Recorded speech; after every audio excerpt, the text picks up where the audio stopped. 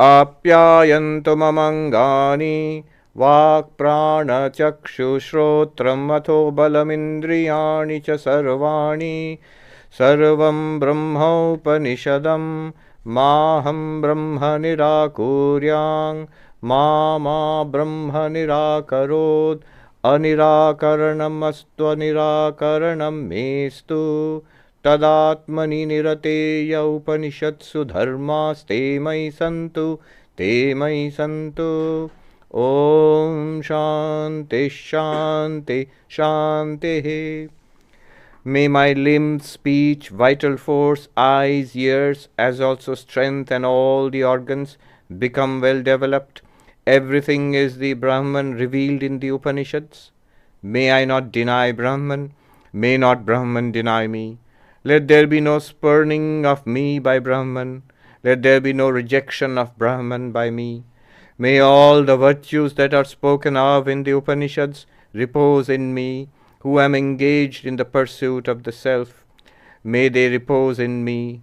Om, peace, peace, peace. In the first session, we were introduced to this mystery at the very heart of our existence, right now, our lives, consciousness. And the way it was introduced was the remarkable language. Shrotrasya shrotram manaso mano yad vachoha vacham sau pranasya pranah chakshushas chakshuratimuchya dhira pretya asmad lokad amrita bhavanti. You wanted to know how is it that we hear and see and think and speak and... Well, it is because of the ear of the ear. It's because of the mind of the mind. It's because of the speech of the speech. It's because of the life of the life. It is because of the eyes of the eyes. And realizing that entity. Which entity? The eye of the eye, the ear of the ear, the mind of the mind. Realizing that, when we ascertain that, when we realize what it is, then one goes beyond, one transcends this body and mind. One goes beyond all limitations. One attains immortality, fulfillment, peace, here and now itself, and also after death. One is liberated. So, very powerful, hard-hitting teaching in one long sentence. We were introduced to it. And then further, the next blow came. It's actually not a blow, it's a further clarification. What is it that we are talking about? When he says, na tatra vag gacchati, na tatra chakshur gacchati, na vag gacchati no manaha, na vidmo na vijanimo yatheita danushishyad. We cannot teach it to you. Why not? Because we do not know it ourselves. And we do not know how it can be taught. Why not? Because the eyes do not go there. When I say the eyes do not go there, it means you can't see it, hear it, smell it, taste it, touch it. Speech cannot express it. Navag gacchati. The speech cannot express it. When you say speech cannot express it, what is meant? It's not only speech, all the organs of our action. You can't walk to the absolute reality. You can't catch hold of the absolute, so on. None of the organs of action will attain it. And mind cannot conceive of it. Have you thought about it? Have you understood it? Yes. Then that's not it. Whatever you have understood, because mind cannot conceive of it. Therefore, we do not know it. Not in the sense of plain ignorance. We don't know what you're talking about. Not in that sense. Oh, we truly, truly know it. That's why we say we don't know it. Because it cannot be known as an object of the senses, it cannot be formulated in speech, and it cannot be grasped by the mind, conceived of in thought or intellect. Okay. Then what do? Here is the teaching, the core teaching. Anya deva tadvidita datho avidita dadhi iti shushruma purvesham yenas tadvyacha chakshire. It is other than anything that is known or knowable. And it is other than anything that is completely unknown. Other than the known, other than the unknown. Thus it was taught to us by the ancient teachers, which I am now transmitting to you. And we understood what is meant by that. What is meant by that is this consciousness you're talking about, it's the self. It's not an object. What we are looking for is not an object to be known or to be unknown. Forget all that we know and all that we do not know. Forget every object of knowledge and every object that we do not know. Whatever in this universe is there to know, and whatever is it that we do not know at all. What we have seen, what we have not seen. What has been heard, not heard. What has been thought of, has not been thought of. What has been understood and not been understood. What has been remembered, what has been forgotten or never remembered at all. All that forget. It's nothing. No, it's not nothing. It's you. In fact, this entire process is to refine what is it that you are. What is it that I am? It is pointing towards the eye of the I. So the first question, by what light are we able to see, hear, smell, think, talk? What did it do? It drew our attention to our experience of life here and now. Notice how beautiful it is. It is not a question about what to believe in and what not to believe in. Your experience of life right now. So it's not a question of faith in something. Second, it's also not something extraordinary. Notice the nature of the question. It's not a question like, say, Vivekananda asked Sri Ramakrishna, have you seen God? No, it's a question about, do you see, hear, smell, taste, touch? Do you think? Do you speak? Do you have these experiences? Do you breathe in? Do you breathe out? Are you awake? Do you dream? Do you sleep? Our quotidian, daily experiences, always available, all the time. That's what the attention is drawn to. That's the question. And then the answer comes, all of this, which we call our daily life, which we call our life, is because of something called consciousness. It does not mention that consciousness. It just says that it is something distinct from the body and the mind, and from the body, from the senses, from the mind. It's distinct. But it pervades all of our experiences, bodily experiences, sensory experiences, inner world of thoughts and feelings. It pervades all of that and makes it possible. And it is one. These are the distinctions, remember? Don't look like you're listening to breaking news, CNN. No, we heard all this in the morning. So this is what we are introduced to. And now in this teaching is other than the known, other than the unknown, this consciousness, this light which lights up our lives, it is introduced to us as you the self. Utterly devoid of any objective content. Not the known, not the unknown. The entire universe can be neatly divided into known and unknown. And yet it's something, we're talking about something so radical, which was not understood till now. You, saying something which we always thought about. Yes, you are not an object. So the subject is something utterly different from the object. Utterly radical. It's been introduced to us.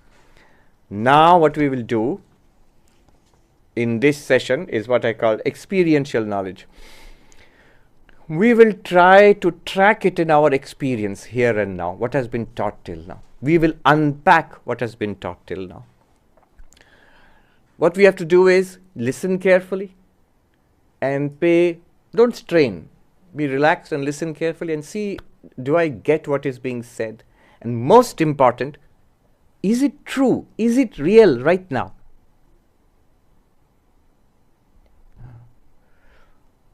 I will say some stunning things, some amazing things about you, which you never thought of earlier.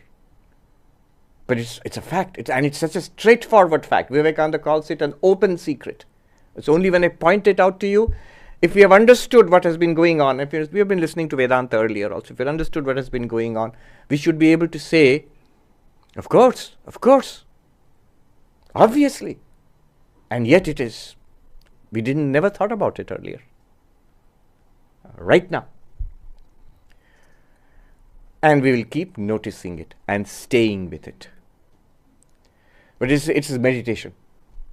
And you'll see how it is different from the yogic meditation or from the mindfulness meditation. It's different. It's still meditation. It's different. So, over the next several minutes, we will do this. And then we will stop for a while and open up for questions. We'll go back again to the reasoning part of it at the end. So, if you like, you can sit up straight and be relaxed. Don't strain at all. If at any point you feel like, you feel an ache or a cough or a sneeze or an itch, no problem. Just don't strain. But come back to stillness as soon as possible. The effort will be the mild effort not to move physically. Our attention will be to thought, to listening to what is being said and noticing. Americans have a phrase, keep it real. Keep it real. Track it in reality. See that it is not theory, speculation, something philosophical. No, it's as real as seeing, as real as breathing in and breathing out, right now, here.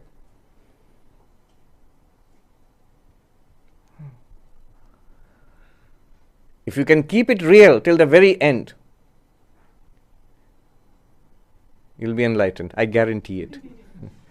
But at the very end, there might be something that might be a bit too much to swallow. So you might say, that sounds theoretical. All right, that's all right. But I will make a claim that till almost the very end, till almost the last thing I will bring up, till almost that, till 90% of the presentation, which will go on now, experiential knowledge, it should be obvious once it's pointed out. It's already obvious. It should be. If it's not obvious, don't feel bad about it. And just ask questions afterwards. We'll clarify it. So let us draw our attention to our experience. Which experience, Swami? Any experience. For example, you're all very serious meditators, already with eyes closed. If you like, you can open your eyes and take a look around. Whatever we are seeing now, clearly we are conscious. Whatever we see colors, shapes, near and far, people, chairs, the ceiling, the room, lights. But we are conscious. And now when we close our eyes and listen, I don't know about you, but I can hear the sound of my own voice. And if I keep quiet, I can hear the sound of the traffic outside.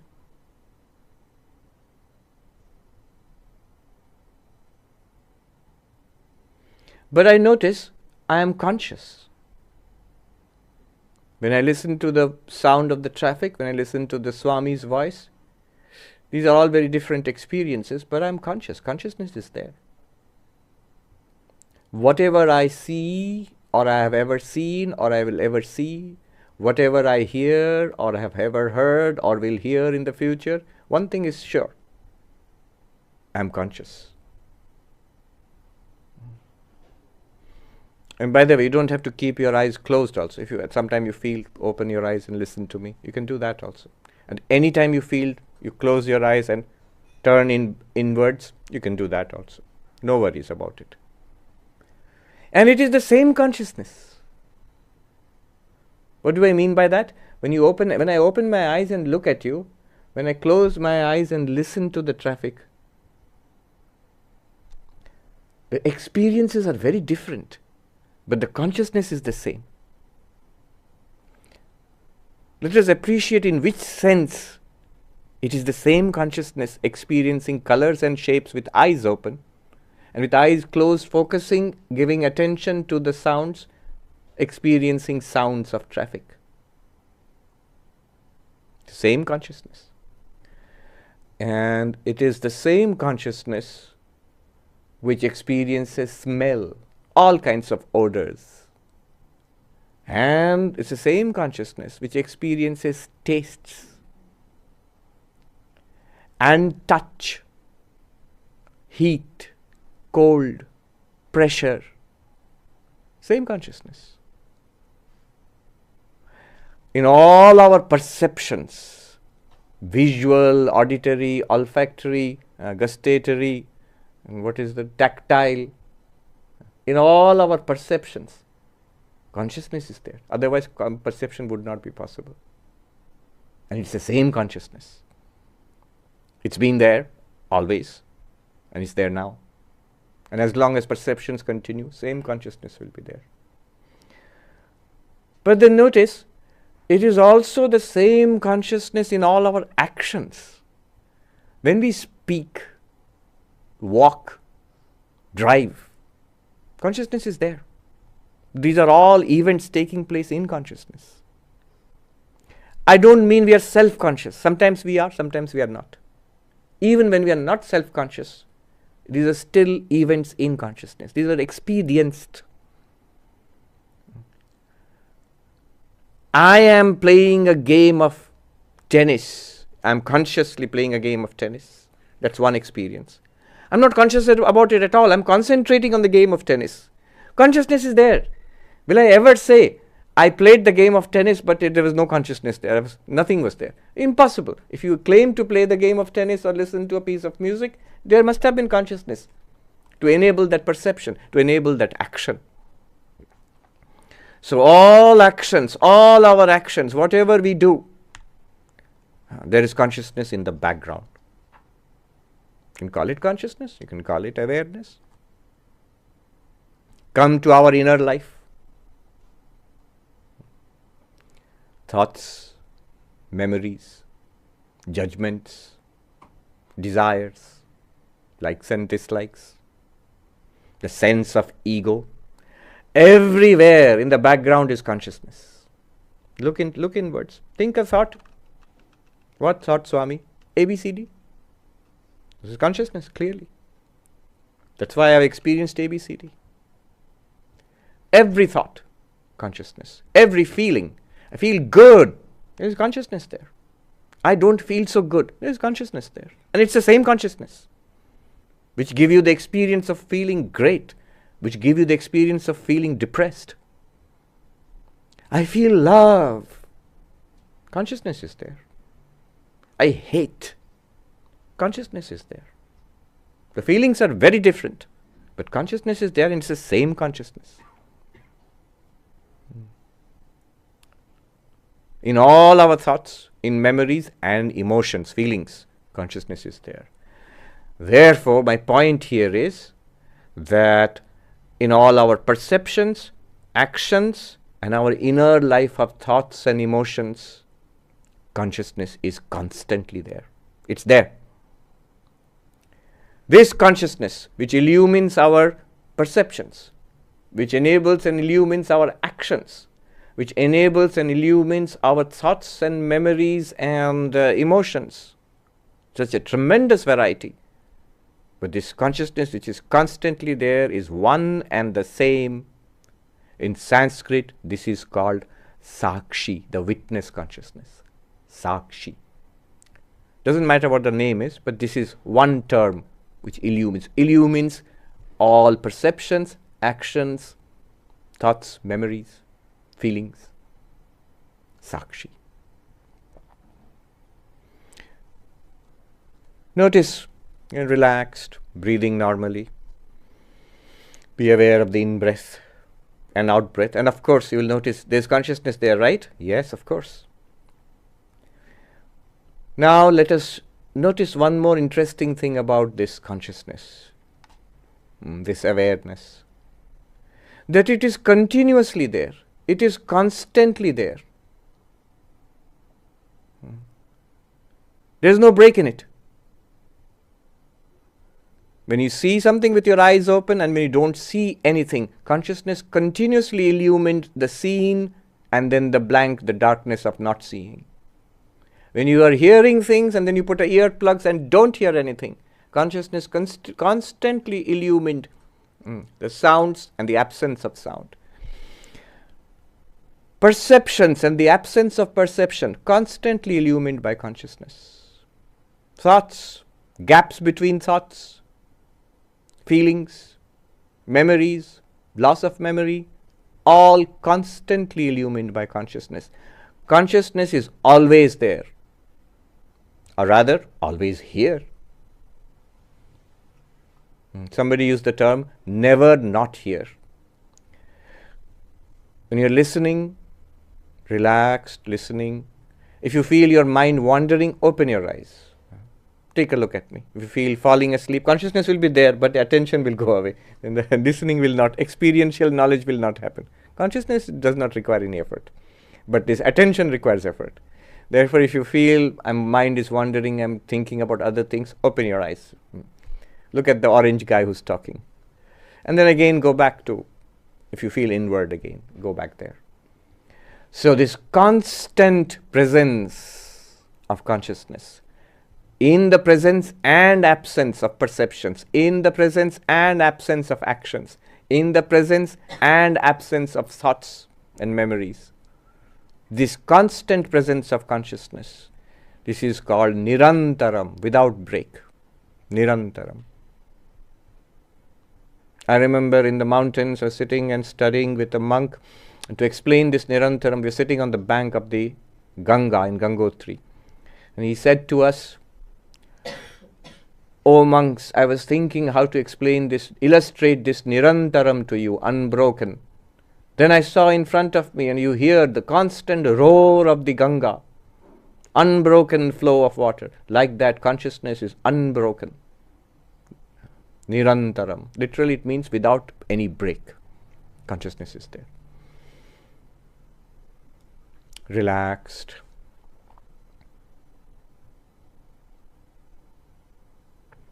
Notice one more feature of this consciousness, this awareness. It is not only the witness of all our experiences of life, not only unbroken, but also unchanging. Unchanging. What do I mean by that? Something can be constantly there, but constantly changing. Like the example of the Ganga, the river. The river is constantly there, and we could hear the sound of the river and look at the river. It's constantly there. But it's constantly changing too. All the water is flowing fast. It's a tremendous change. But is this consciousness, is it constantly changing?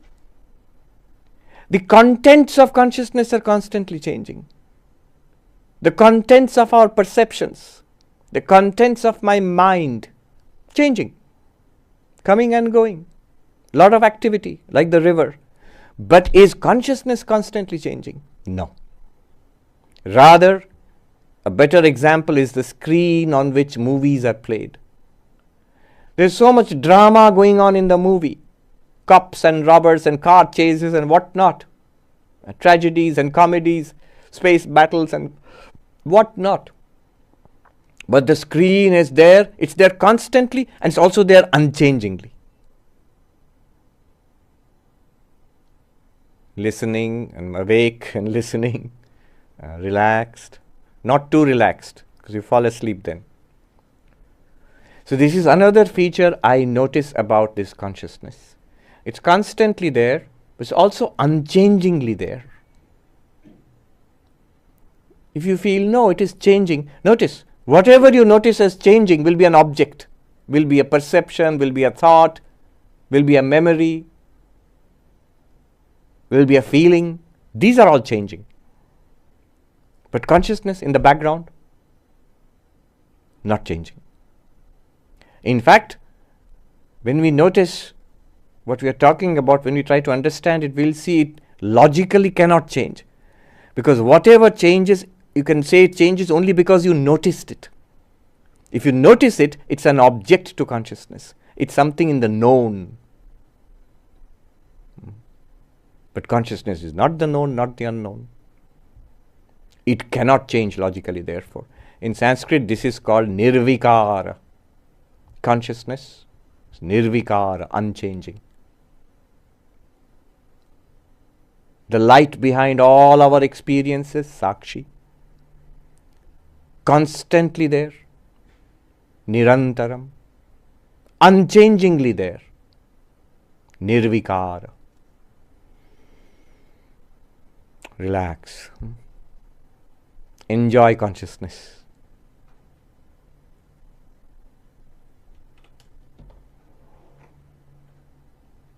Whatever happens, It's an object appearing in consciousness. And whatever does not happen, it's the absence of objects appearing in consciousness. Consciousness is fine. In fact, that brings us to another interesting feature of consciousness. It is ever the same. Not only it's ever there and constantly there and unchangingly there, but it is always the same. Consciousness is not damaged or traumatized by our experiences, no matter how horrible our experiences. Body may be damaged, body may be wounded, injured, sick. Mind may be upset, even traumatized, even deeply unhappy. But consciousness by itself, if I meet with a sudden shock, maybe an accident, maybe I hurt a part of my body, there's an injury, and maybe my mind is very upset. But apart from the injury to the body, apart from the upset in the mind, by itself, did anything happen to consciousness? Except that it revealed these experiences. Nothing. Consciousness is not damaged, not increased, not diminished by any experience, by any thought, by any perception, by any experience whatsoever, by any action. No matter what happens to the body, no matter what happens to the mind, consciousness is not affected. Not only not affected, it's equally there, it is also equal in every experience. This is something worth savoring. When I have an intensely happy experience, maybe watching a wonderful, a park in the sunset and beautiful colors, spring, it's a wonderful, wonderful, uplifting experience. I feel uplifted. Its sensory experience is wonderful. The inner emotion is sublime and wonderful. And sometimes maybe it's a miserable situation, maybe it's too hot or too cold, and maybe the world outside it's an ugly scene and I'm not feeling particularly good. The consciousness which illumines that happy scene and the happy feeling, and the consciousness which illumines and reveals the miserable scene and the miserable feeling, look at the nature of that consciousness. If you were to ascribe a feeling to that consciousness, how does it feel? It feels the same. The light which illumines a beautiful flower, and the light with the same light, if you bring a patch of mud before that light, is the same light. The light is not affected by it, nor does it change. Our best experiences don't enhance consciousness.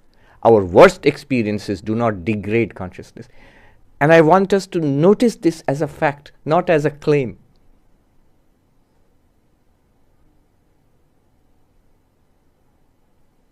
You will see how wrong it is to use terms like consciousness enhancing drugs, change in the state of consciousness.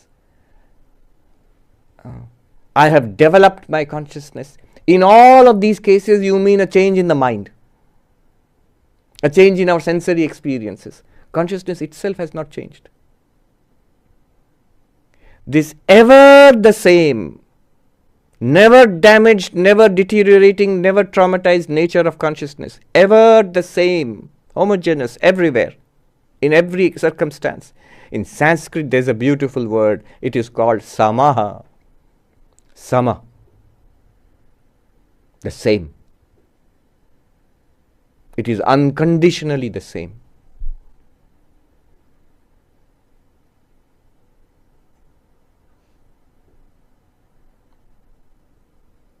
Let us appreciate that whatever our experiences are, ever have been, because it's constantly there, even when I did not notice it, when I never thought about it, it was there all my life. You can't think of a time when it was not there. Memory will fade away. Consciousness was there at that time. And it is there now. And it will be there. Notice one thing. Right now, if your eyes are closed, you're aware. Notice I am aware. Gently open the eyes. Gently. Isn't the awareness there? Same awareness, same consciousness. Wasn't it constant? Wasn't it unchanging? Wasn't it samaha, equal? The experiences are not equal. When I close my eyes and I open my eyes, it's a much richer experience. When I close my eyes, it's uniform blankness. It's samaha. Notice another thing about consciousness. It's directly accessible to us. How far is consciousness from you? Is it very far? Is it close? Yeah, it's closer than the close. Upanishad says nearer than the nearest. It's you. So it's closest to you. It's directly available to you. Let me put it this way. There are things which if you open your eyes, you can see. With your ears, with our ears we can hear. With our skin we can touch, smell, taste. These are called in Sanskrit pratyaksha, directly perceptible.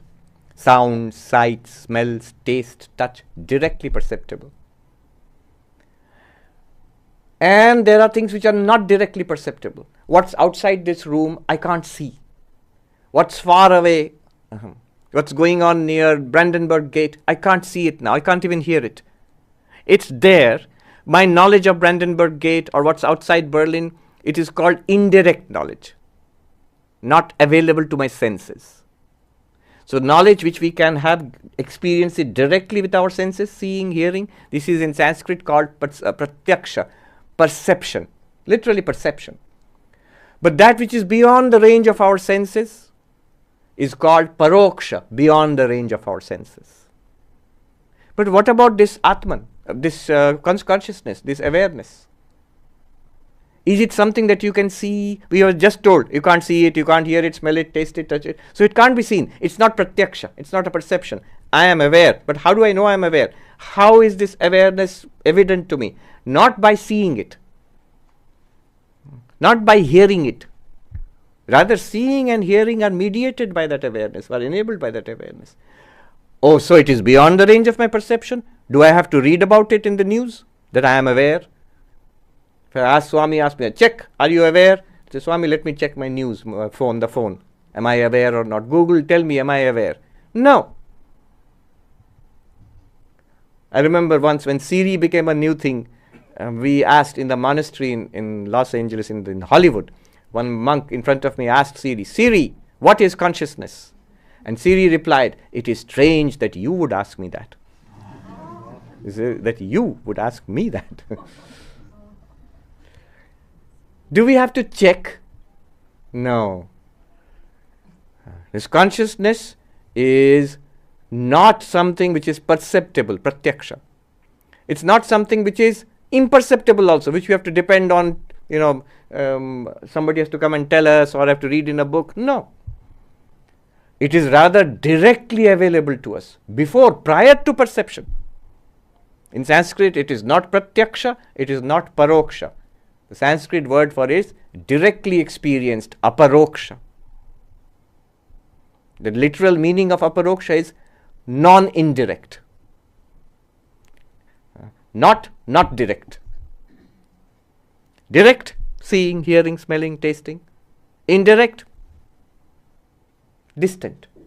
You tell me, I will hear, or I'll read about it on the phone. Indirect knowledge. I read about it in the book.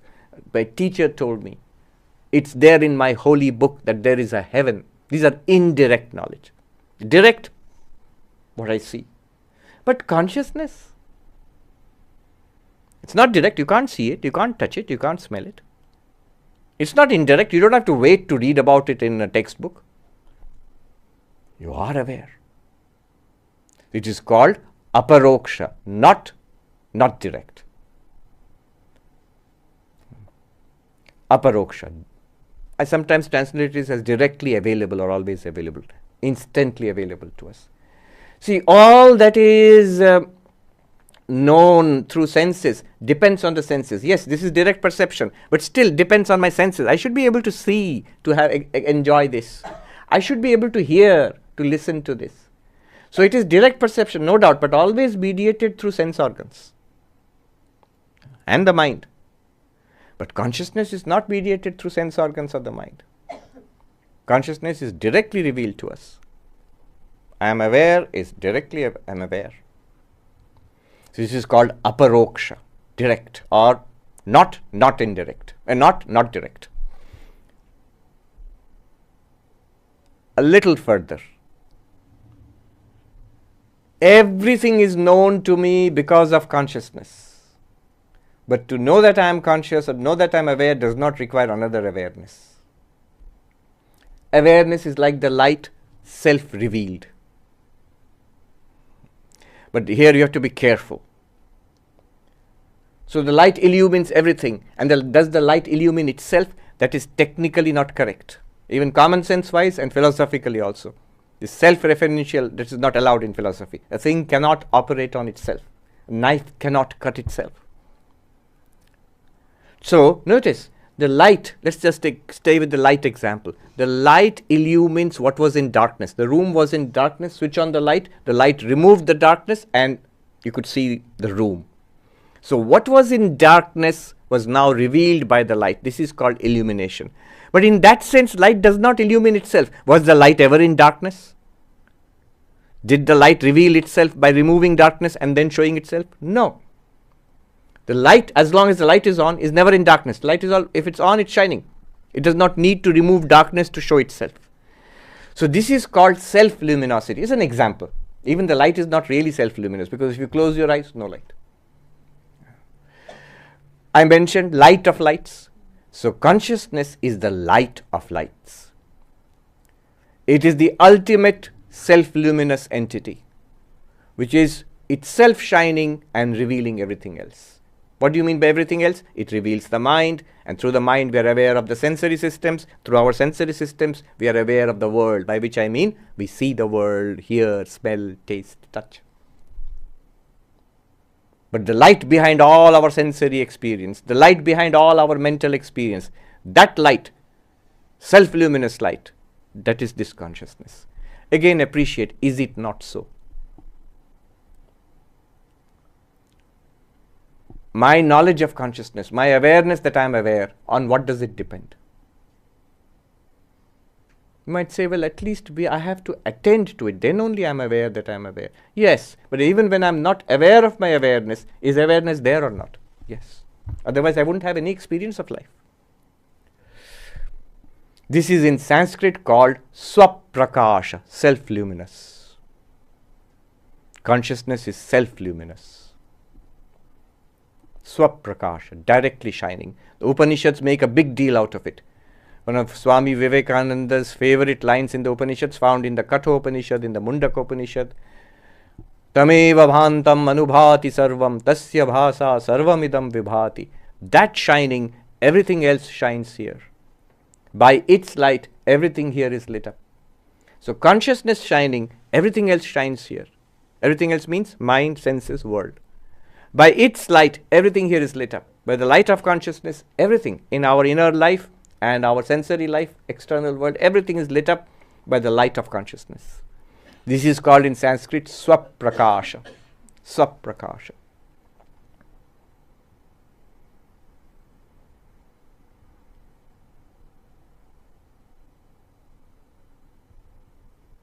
Now, this consciousness, next.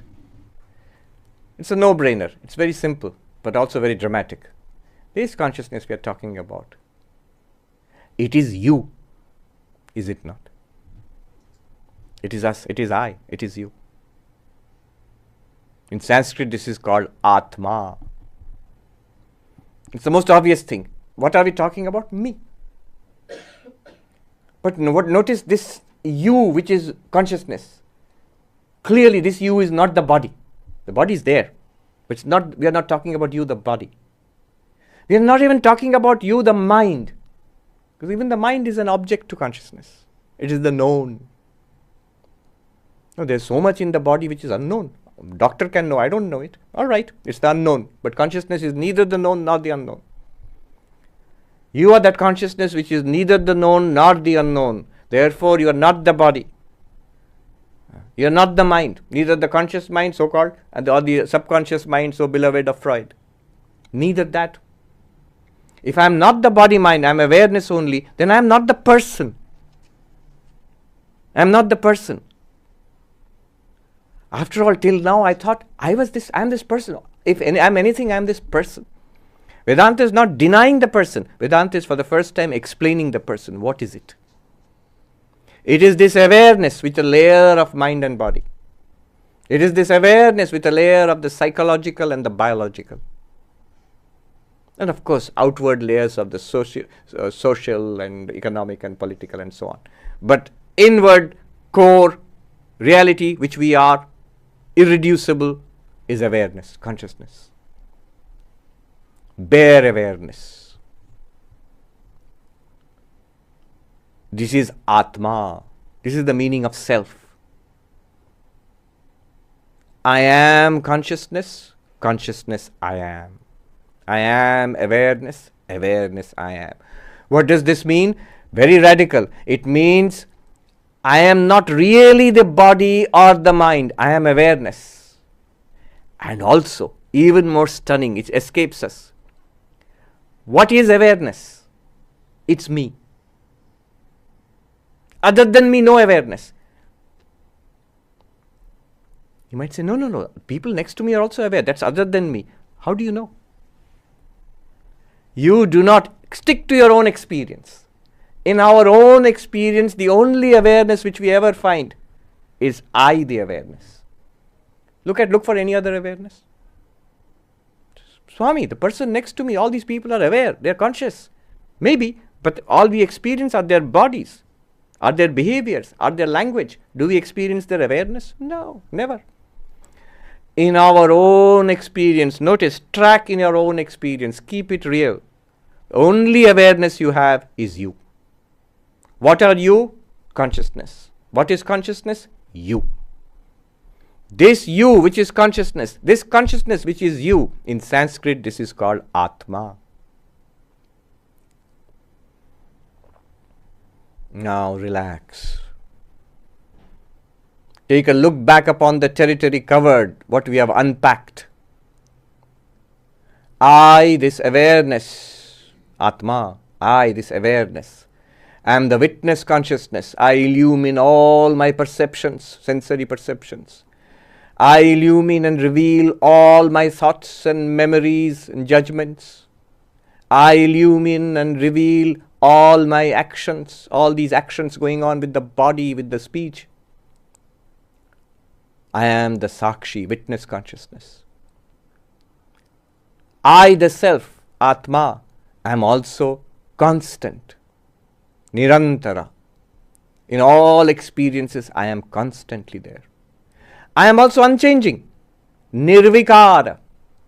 Not only constantly there, experiences are flowing like a river. Experiences are flowing like a movie or like movies. But I am like the screen of the movie. I am unchanging. And I, this consciousness, I am Samaha. I am always the same. Like the movie screen, where you see the villain and where you see the hero, the movie screen is exactly the same. I am ever the same in my most pleasant experiences and in my most unpleasant experiences. Not only that, my experiences in life leave a scar on my body, on my mind, but not on me, the consciousness. Samaha. And how far do I have to go to find myself, the consciousness? Not far at all. I am right here.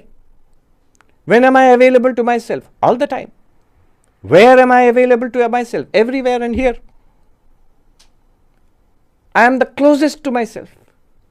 Consciousness is always closest to me. Always readily available, instantly accessible, directly accessible. Does not require sense organs like perception. Does not require reading a book or looking at the news like the paroksha, the indirect knowledge. It is not directly available to me. That is aparoksha. Instantly, effortlessly, right here, all the time, available to me. This is called aparoksha. But how do I even know this?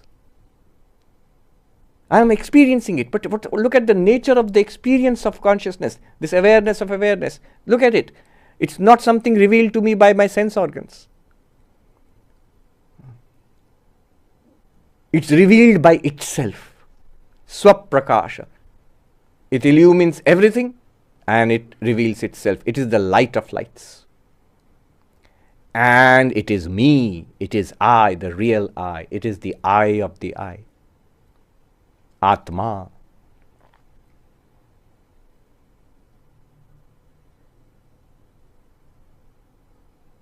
No tension, no hurry. It was always available to you. It's available to you right now and will constantly be available to you throughout eternity. That's a promise.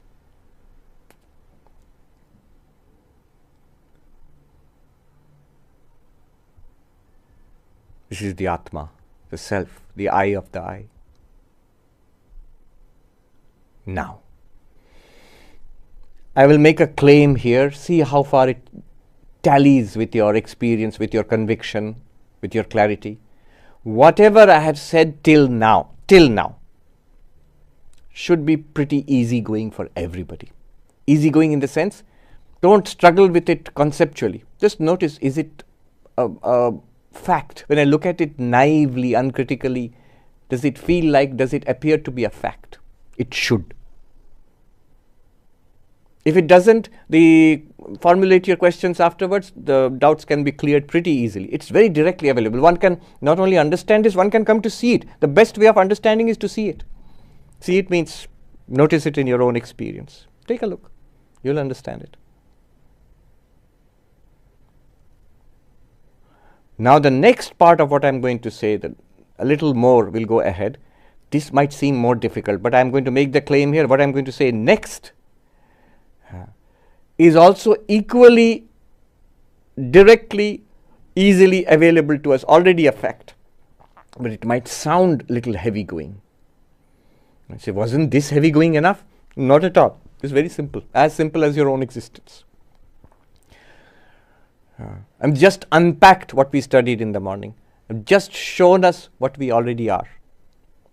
We just explored ourselves, our self, capital S. But now, the exploration goes really deep, further. This Atma, this self, this you, which is consciousness and consciousness only, this bare awareness, it illumines all our waking. And when we fall asleep and we lose sight of this world, we lose sight of this body, we have no connection with this, we don't experience this body, and we generate a world of dreams, a world of dreams. It comes up. Isn't it this very Atma which is illumining that world of dreams? Yes. It is also the witness of our dream experiences. When the physical world disappears, when I'm not even aware of my body, the same Atma dreams.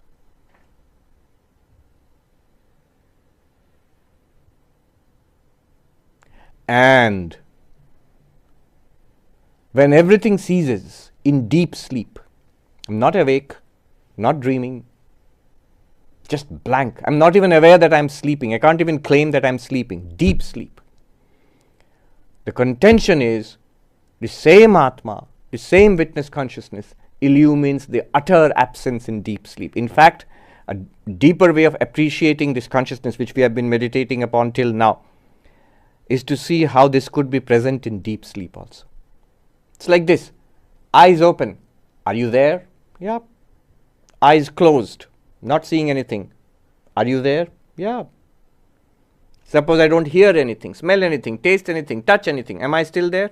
I guess so, yeah. Suppose I'm not thinking anything, not remembering anything, not desiring anything, feeling neutral, nothing very different. Am I still there? Yes. Blank it all out. Am I still there? Although it's not manifest, like light in deep space. When the comet is not there, in darkness of space, it's full of light from the sun. It does seems to be black. Exactly like that. In the absence of the object, apparently the subject also is absent. But that very experience of blankness, Rupert Spira calls it an experience of absence, not an absence of experience. Well put. That is deep sleep. You are equally the illuminer and enabler of the waking experience, the dream experience, and the deep sleep experience. That Atma, you, the consciousness. In Sanskrit, it is called Turiyam. Turiyam. What does it mean? It means the fourth. Waker, dreamer, deep sleeper, Turiyam, the fourth. That one consciousness which in the waking world appears as the waking person. The one consciousness which in the dream world appears as the person in the dream. That one consciousness which in the deep sleep does not appear. That one consciousness is called Turiyam. You are that. Again, I hope you can say, yeah, that's fairly obvious. Or at least I get it. I can accept it. Now the last, where it might seem theoretical or philosophical, not quite a fact yet. I hope till now we can say it's a fact. Make an effort for the last one, then you can claim to be enlightened. The last one is all space is experienced in consciousness. Our idea is that we are consciousness, we are a little flicker of consciousness in a vast space. I am a little flicker of consciousness in a vast ocean of eternity of time. In the immensity of space, in the eternity of time, I am just a little flicker of consciousness. But now Vedanta asks us, that isn't all space, whatever space we have experienced, the known space, this one, and the unknown space, aren't they both experienced in consciousness? And I'm giving stress on the word in consciousness. Not consciousness in space, rather space in consciousness. Once a monk in India, in Haridwar, a Vedanta class was going on, and the teacher was saying, you are all pervading, we are all in Hindi, Sarvavyapi. Yeah, we are all pervading consciousness. And the monk at the back of the hall asked, wait a minute, Swami. You are there and not here. And I am here and not there. How are we all pervading? First appreciate the question. You are saying I am all pervading. But you are there, you are not here. How are you all pervading? All pervading means everywhere. Then the answer, notice the answer now. The teacher, the monk who was teaching said, but here and there, are they not both in you? In Hindi, और यहाँ और वहाँ, क्या दोनों ही आप में नहीं है? What do you mean? If you stand as a body, clearly I am here, I am not there. Even if you stand as a mind, it seems embodied, localized. But if you stand as awareness, then in me the awareness, here is the body appearing, here is the mind appearing, here is space, here and there, both are appearing in me. In me the consciousness, not in me the body. Body, mind, space, all are appearing in me. To make it even more clear, think of our dream experience. In my dream, I'm walking around in a vast park.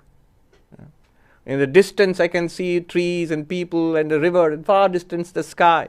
And in front of me, here is a flower.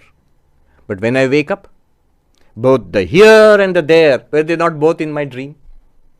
The whole thing was a creation of my mind. Now we are claiming not the mind, in awareness, in consciousness, body, mind, here and there, space, they are all appearing. Since consciousness, space is appearing in consciousness, consciousness is not limited by space. Not being limited by space, another name is all-pervading. In Sanskrit, Sarvavyapi, not limited by space. Also, time appears in consciousness. In waking, there is a time series being experienced. In dream, there is another time series being, or multiple time series being experienced. In deep sleep, time seems to stop. So this experience of time is in consciousness. Where else could it be? Since time is appearing in consciousness, consciousness is not limited by time. We are limited by time, so I'm keeping a look at the time. But consciousness is not limited by time.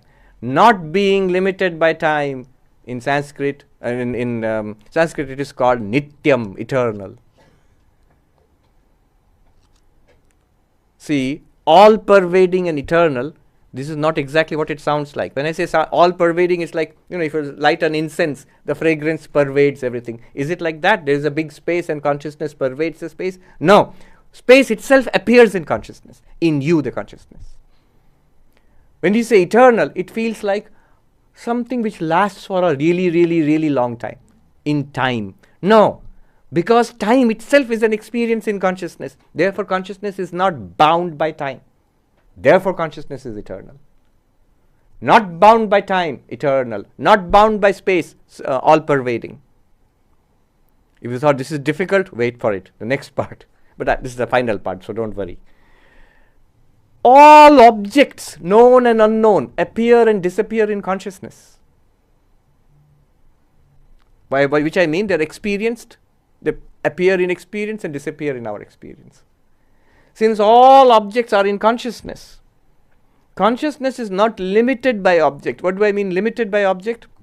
Normally what we think is, I am conscious and here is this glass and it's outside me. I am as consciousness becoming aware of this glass which exists outside me. Like light, for example. Light is coming from outside. This glass is outside the light illumines the glass. We are using the light model, but now we are saying something different. The light and the glass are two different things. Light just illumines the glass. But now we are saying whatever we experience in consciousness is experienced in consciousness. Notice the importance of that fact. The glass I can experience without the light. I can switch off the light and I can drink water from the glass also. But the glass you cannot experience without consciousness. In fact, every entity, every person, everything, no matter how tiny, like an atom, or how vast, like a galaxy, they're all experienced in consciousness. You said so many things are not experienced in consciousness. That's the unknown.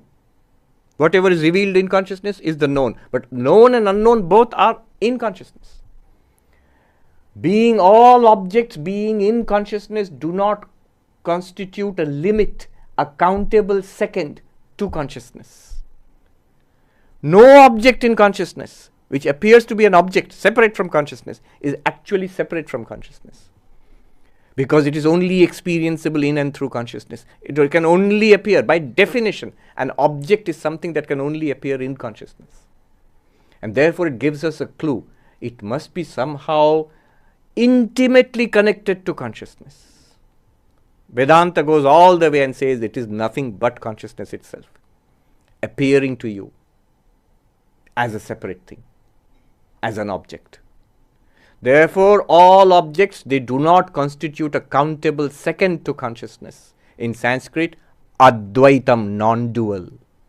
Consciousness is non-dual. Three things we have said. Consciousness is eternal, consciousness is all-pervading, consciousness is non-dual. In Sanskrit, Nitya, Sarvavyapi, Advaitam.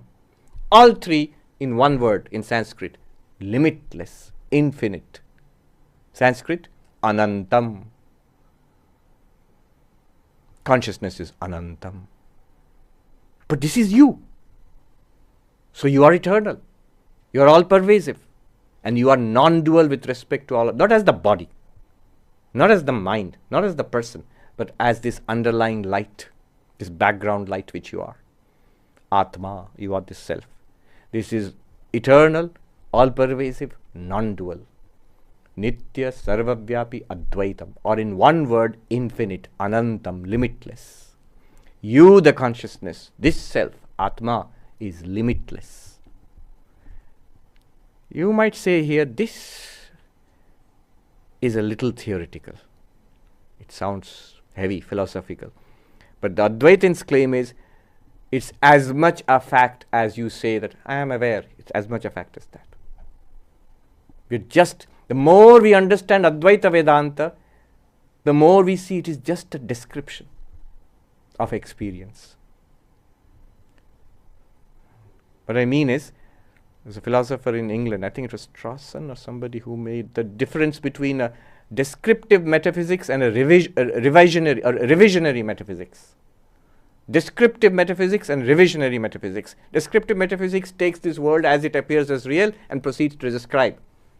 Here are substances, here are qualities, here are living beings, non-living beings, here is the world, here is mind. This is a description. It makes a system out of it. Revisionary metaphysics says what we experience is not real. The reality lies deeper. What we are experiencing is appearance. Reality makes a difference between reality and appearance, and proceeds to criticize, analyze the appearance to discover the reality. Science is like that. Science is like that. Most metaphysical systems are like that. What I'm saying here is, Advaita Vedanta, when we start, it seems clearly a revisionary metaphysics. It's saying world is false, there's something called Brahman. You're completely revising our experience of life. You're contradicting it flat out. The world is false. There is Brahman, which is reality, and you are that Brahman. This sounds like revisionary metaphysics. Absolutely. If there was a case of revisionary metaphysics, this is it. As we progress in Advaita Vedanta, we begin to see, to our amazement, it is the simplest case of descriptive metaphysics. It's just describing truth as it is now. Anantam, limitless. And this Atma, you, the self, what is it? You may have forgotten, but I'm telling you. Check it out yourself. Are you the witness consciousness, Sakshi? Yes. Are you constantly there in all your experiences? It's a trick question. In all my experiences, of course I will be there. So, Nirantaram, constantly there. Are you unchangingly there all the time? Nirvikaram, yes. Body changes, world changes, mind changes, but I am unchanging as the awareness. Then, Samaha, in every experience I am exactly the same. I am not damaged, traumatized, reduced or increased by any of the experiences. Yes, Samaha, ever the same. Atma, I am the self. And then, am I directly available to myself all the time? Without effort? Without any intermediaries? Aparoksha, yes, I am Aparoksha. Am I self-luminous? Am I the light which lights up everything? I shining, everything else shines. By my light, everything here is lit up. Swaprakasha, self-luminous. And then, further, am I the witness consciousness which gives me the experience of waking, dreaming, sleeping? Turiyam, the fourth. And finally, am I this limitless, my own limitlessness, all-pervasiveness, eternality and non-duality, Anantam. I am this. And the claim is, this is an open secret. Vivekananda says, it's an open secret. It's always there and openly there, staring at us in our face.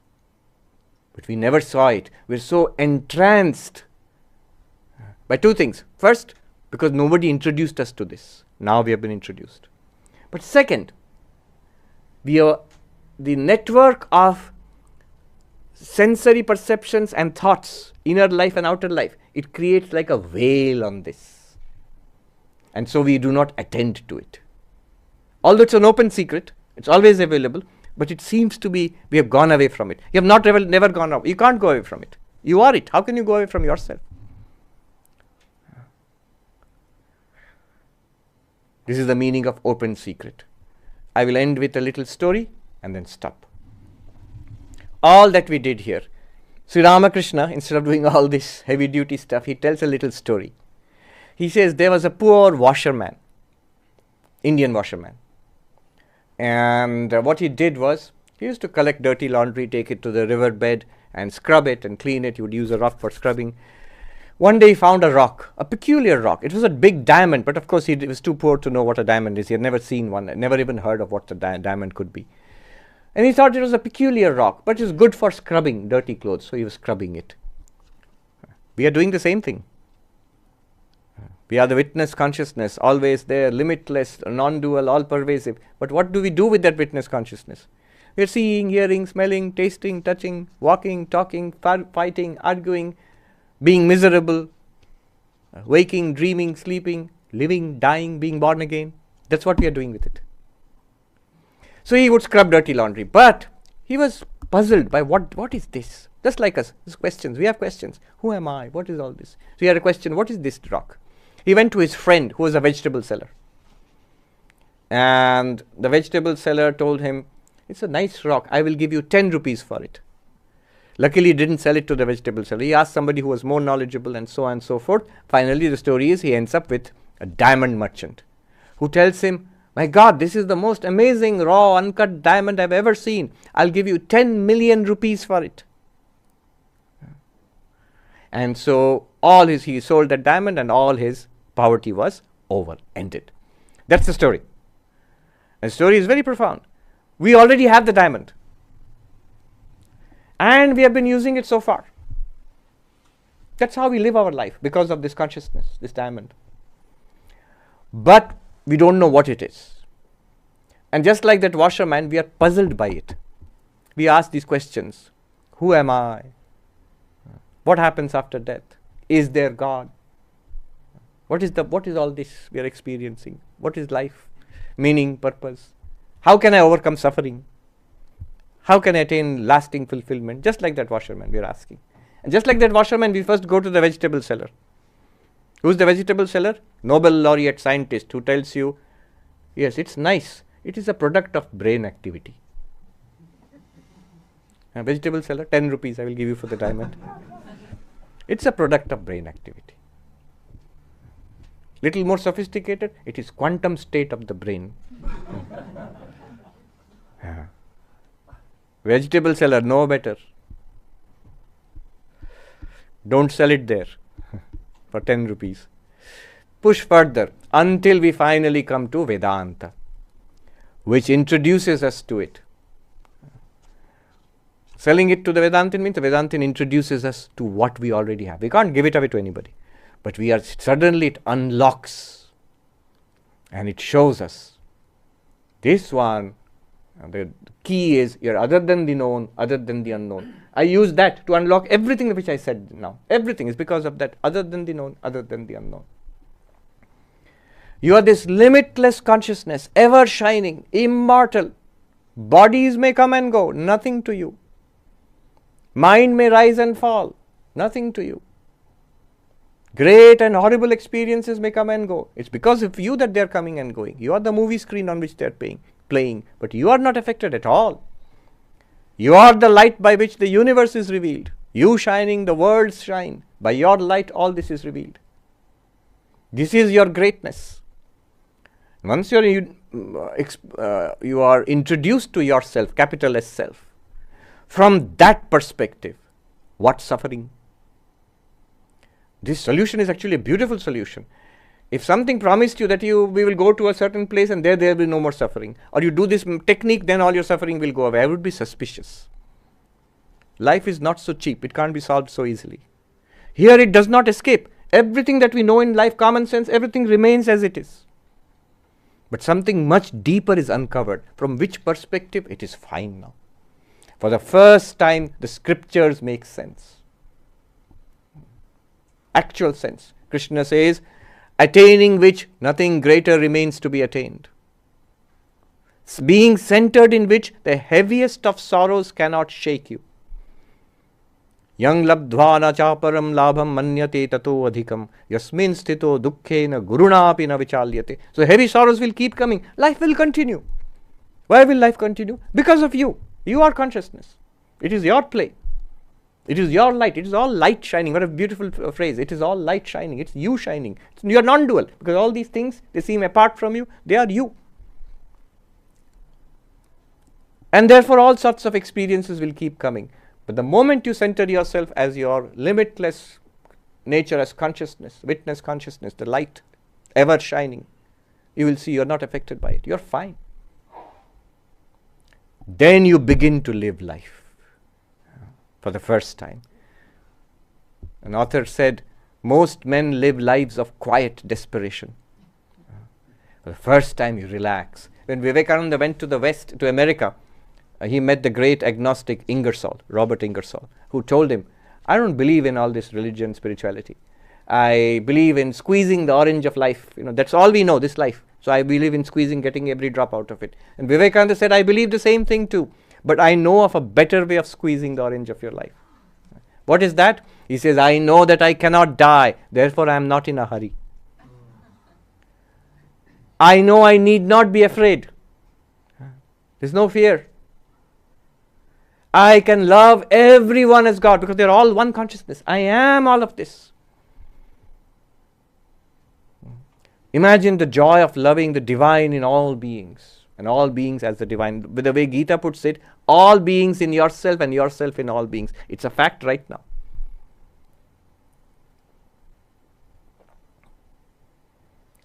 Where are all these beings? They are in you, the consciousness. Where are you? You are in them, all beings. Imagine loving the whole world, everybody, humans and non-humans, every sentient being as my own self. Vivekananda says, squeeze your orange in this way, get 10,000-fold more, get every single drop. This I'm quoting directly. So this is unpacking that one line, other than the known, other than the unknown. Om Shanti Shanti Shanti Harihi Om Tat Sat Shri Ram Krishna Arpanamastu. This is called experiential knowledge. It's knowledge, but also I hope as much of it as possible is experienced, the more benefit you will get. If nothing of it is experiential, it's just theory, still no harm. It's a nice theory to know. But I believe for most of us, good deal of it is we can honestly claim it is already our experience. Is it not so? No, you're not confident. So it's time to hear from you.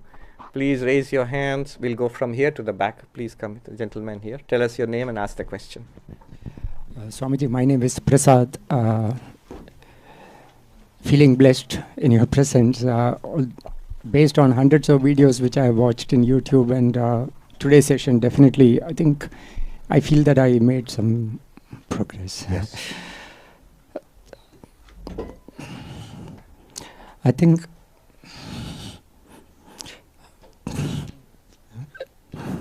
take your time. I'm feeling little emotional. Take your time.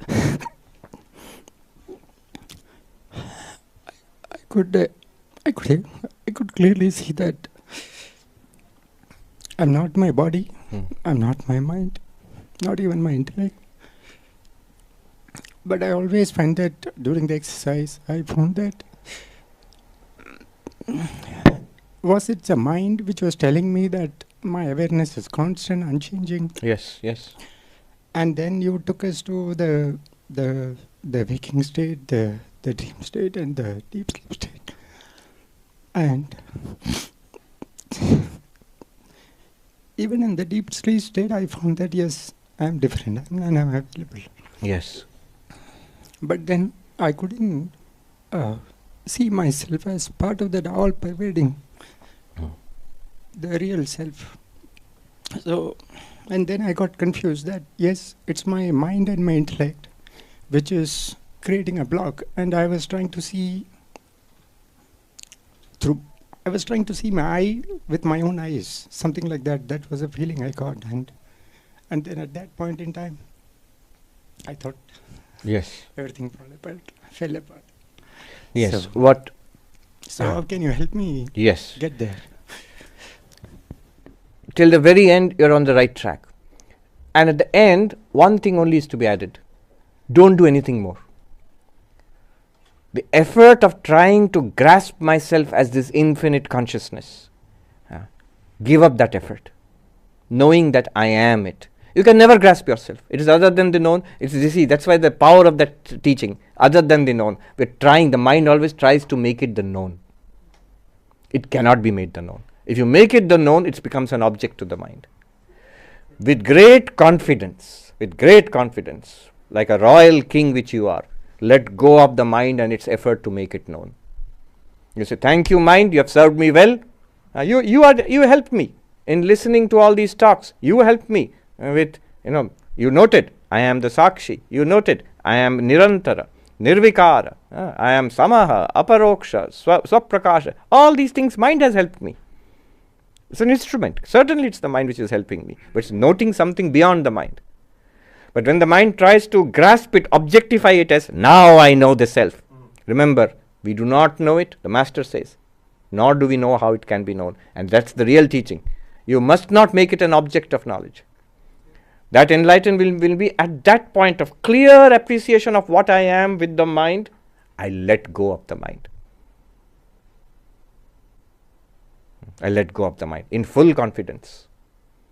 The mind will still be there. Yoga Vasishta says, and at this point, not at the beginning of Vedanta, this is at the peak, at the final point almost.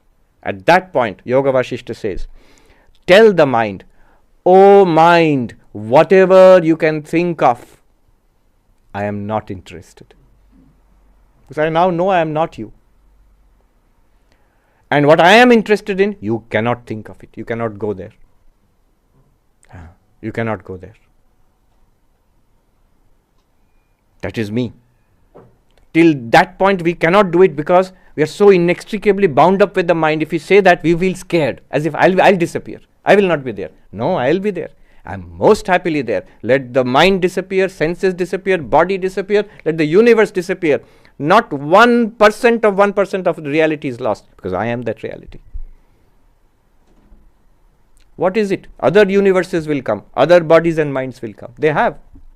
For millennia and billions of years and many cycles of creation, they have come and gone. It is nothing to me. Vivekananda says, let the body go, so what is wrong with it? What is your problem? It's less than a hair dropping from the body. We don't care. As long as even one body, in all these millions and billions of bodies, human and non-human, I am alive. In all these minds, in all these senses, I am enjoying, also suffering also. And I am thinking, I am understanding, I am remembering. It goes on.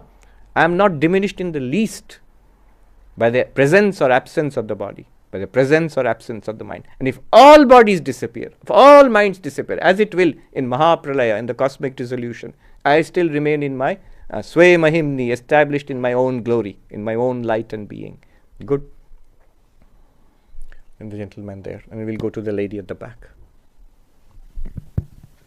Thank you, Swamiji. That was really enlightening. And I felt like as if the weight of the whole universe was put upon me. Was put upon you. Yeah. Sometimes you should feel people feel the opposite. The whole weight is removed from me. As if like everything is coming. Yeah. But it's not a weight. Yeah. Swamiji, my question is, if I have understood correctly, that means the farthest galaxy that I don't see is just a limitation of the instruments. Yes.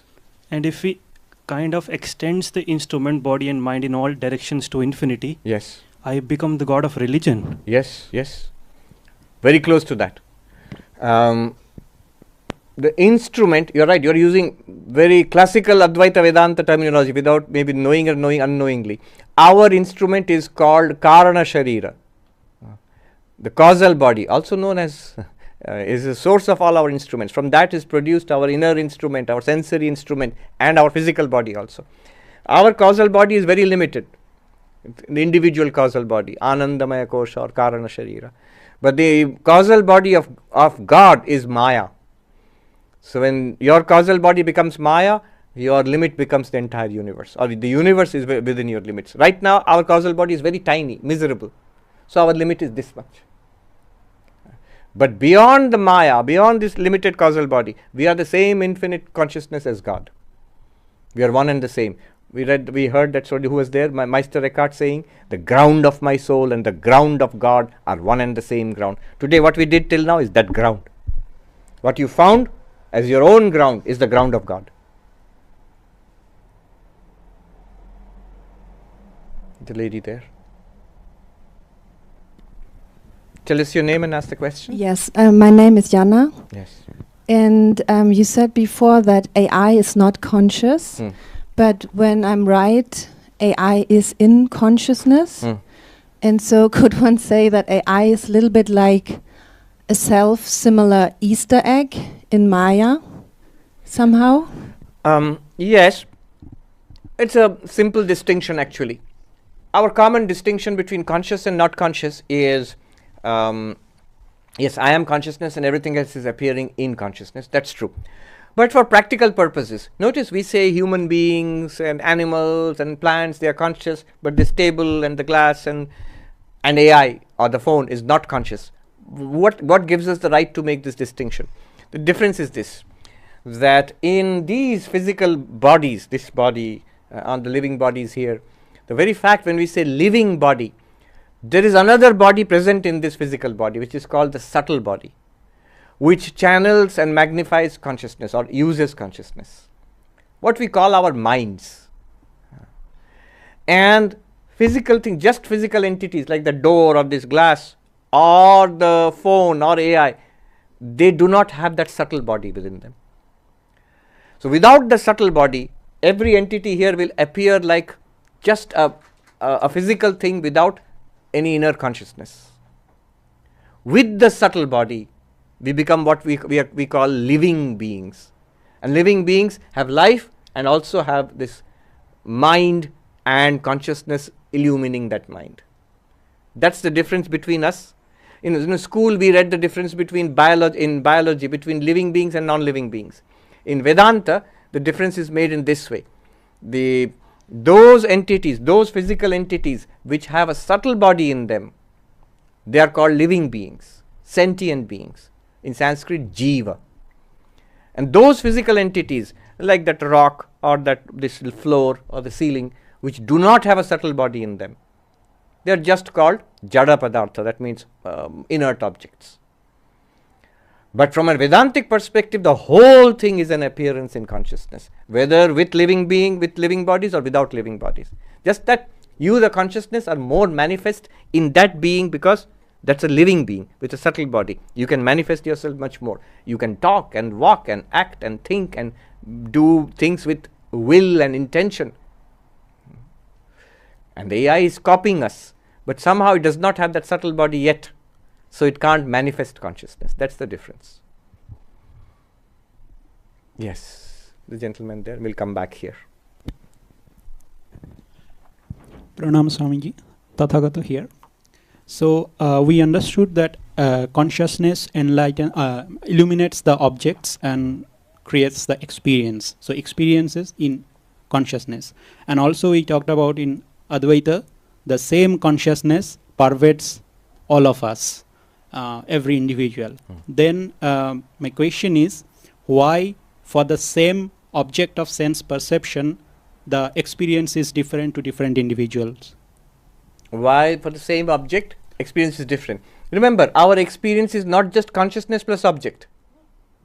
Consciousness is everywhere equally. As I said, samaha, everywhere, equally. Sarvatra, sarvavyapi, samaha.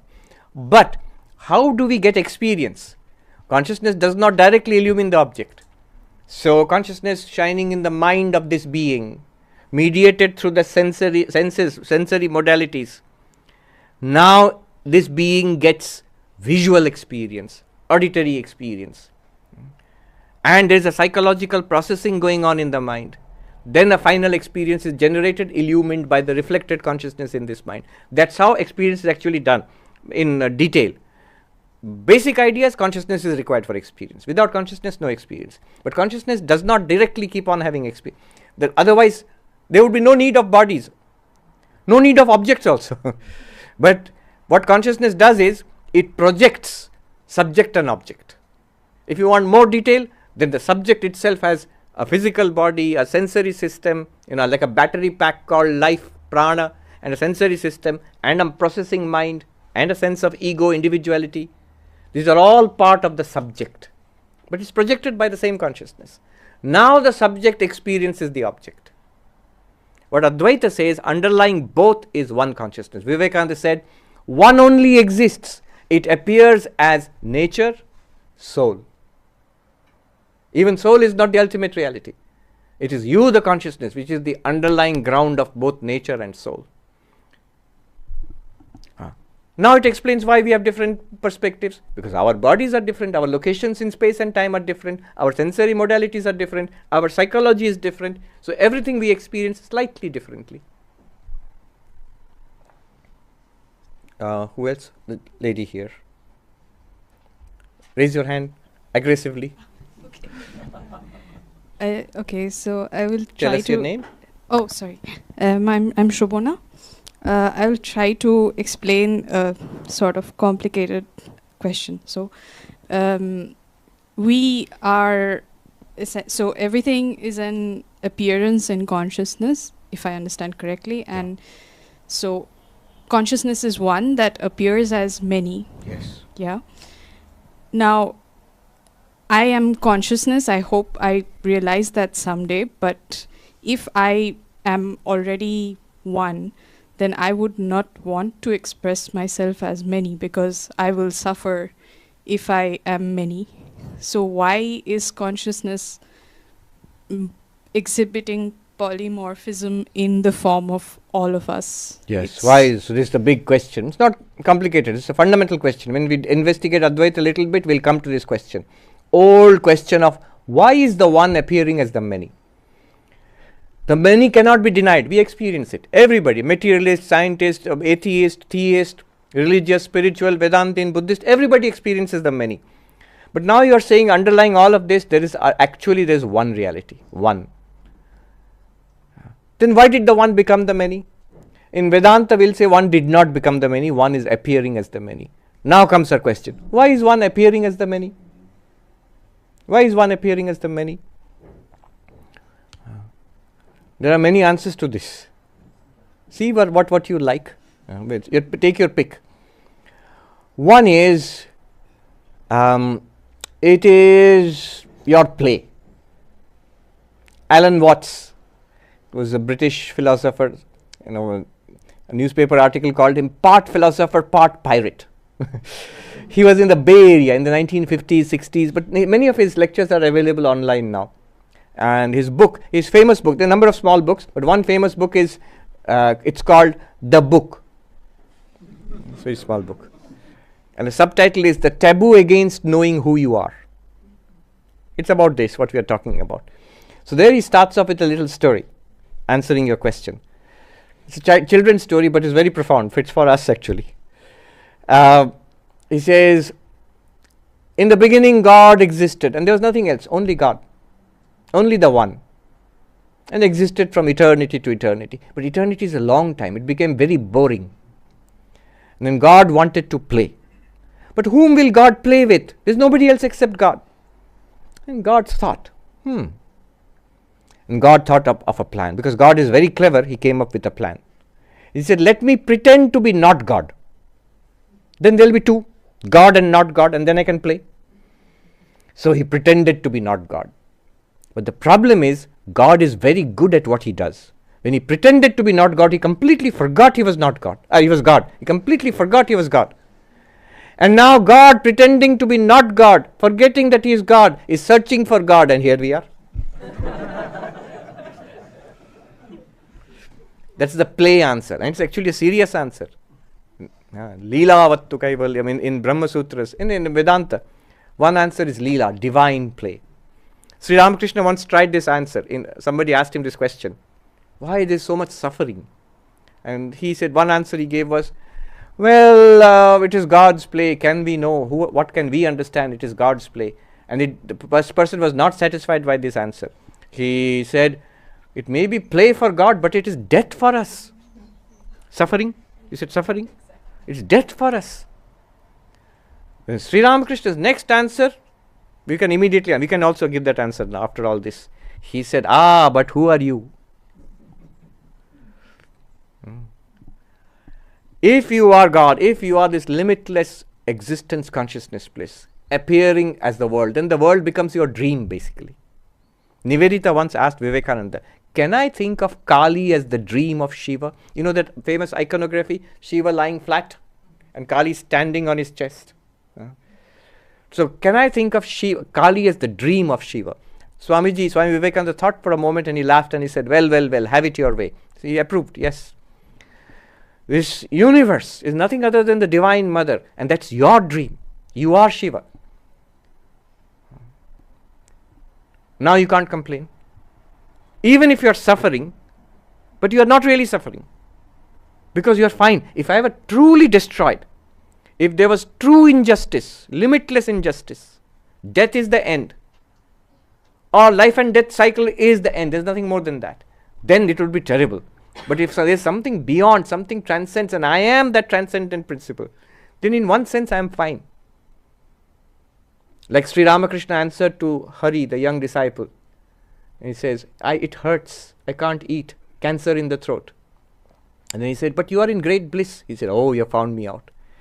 If in the midst of everything I can be in great bliss, or the possibility is there that I can realize that, and everybody can realize that. You don't have to be a Hindu or a Vedantin or even a human being. An alien with the same mental equipment can also become in that, because we are all that one underlying existence, consciousness, bliss. I would say, why? Why? Think about it. What are the options before? This is my answer, but I'll give you Vivekananda's answer later on, and the real answer from Vedanta. But my answer is also cute. What is the possibility, logical possibility before you, consciousness, to appear or not to appear, to be or not to be? Shakespeare. These are only two possibilities. Both you are doing. You are appearing as this universe, but the moment you fall asleep, deep sleep, nothing. The moment the universe ends in cosmic dissolution, pralaya, nothing. Then again you appear at the cosmic level as the universe, in your personal level in the waking and dreaming. So both are there. Appearance and non-appearance. If you, the limitless consciousness, did not appear as something, you would have said, what a useless limitless consciousness. Doesn't do anything. But when we appear as the samsara universe, we complain, why is it appearing? I am suffering so much. This is my answer. Logically, there are only two answers, and both Atman or Brahman or consciousness is ticking. Yes, check. I'm doing both. I'm appearing, I'm also not appearing. The answer given by Swamiji and the actual answer in Vedanta is the question is wrong. You're asking why the one appears as the many. Why Brahman appears as the universe. But notice the structure of the question. Why? Why? What kind of answer will satisfy you? Because. Why is it wet? Because it rained. Why did it rain? Because of the clouds. Why are there clouds? Because of the sun and the water. Similarly, why is one appearing as the universe? You will have to ask, you have to answer, because something you have to give. But the thing is, the appearance of the one as the universe, the word appearance is important. That is Maya. And Maya in Vedanta is time-space causation. Time-space causation. Causation is why. Cause and effect. When you are asking why, you are asking for a cause. You are looking at an effect and asking for a cause. When you ask why the universe, in the universe, this question makes sense. You are asking for a cause of an effect. But we are asking for causation itself. You can't ask why causation. It's like asking why. Time, space, causation. It's like asking what was there before time. If you ask before, you have already accepted time. You can't logically put the question. If you ask what is there outside space, but outside and inside are space words. You have already accepted space. Similarly, if you ask why causation, why Maya, you have already accepted Maya. That question makes sense within Maya. But on this side of Maya, no question. One Swami put it beautifully. On this side of Maya, on this side of enlightenment, we have the question, no answer. I have not given you answer actually. And on that side of enlightenment, enlightened ones, they have the answer but no question. We'll end now. You've gone beyond time. Om Shanti Shanti Shanti Hari Om Tat Sat Shri Ram Krishna Arpanamastu.